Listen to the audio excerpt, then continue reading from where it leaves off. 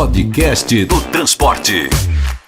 Bianca Bianchi está no Banco Mundial desde 2014 e, direto de Washington, D.C., ela trabalha como especialista sênior de transporte urbano. Com um PhD em Engenharia de Transportes pela Politécnica da USP, a profissional acumulou no Banco Mundial uma vasta experiência em projetos de BRT, de trilhos, de descarbonização e logística urbana. Mas a carreira dela tem muito mais que isso. Na cidade de São Paulo, ela atuou em grandes projetos, como as linhas 2 e 5 do metrô, o Expresso Aeroporto da CPTM, o Rodoanel e ainda alguns corredores de ônibus. Depois, em Nova York, Bianca Bianchi trabalhou com o projeto de pedágio urbano da Big Apple e com outros planos de redesenvolvimento urbano. E é do alto dessa experiência toda que ela falou com o podcast do transporte sobre a relação do setor com as mulheres em termos de força de trabalho. Existe uma questão cultural, obviamente, que é uma restrição à entrada da mulher no mercado de trabalho de uma maneira igualitária. Nos setores públicos, você tem uma entrada que é muito semelhante, homens e mulheres, mas daí quando você vai vendo nas escalas das empresas, as mulheres não sobem tanto quanto os homens. Então, como a gente pode, dentro das próprias empresas, fazer com que as mulheres subam e tenham posições de destaque? De mulheres que pensem no bem-estar da sociedade como um todo, inclusive das mulheres. Como que a gente faz para as mulheres entrarem no mercado de trabalho da operação do sistema de transportes, né? Como que a gente pode ter mais motoristas mulheres? Como a gente pode aproveitar essa ampliação do mercado de trabalho que vem com a questão da eletrificação para que as mulheres possam entrar e tenham oportunidades iguais?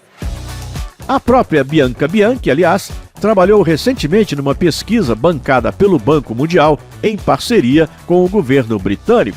Alguns dados desse estudo, que investigou a relação entre transporte público e gênero na cidade de São Paulo, chegaram a aparecer na grande mídia e fizeram certo barulho. Um deles é que a mulher é a grande usuária do transporte público.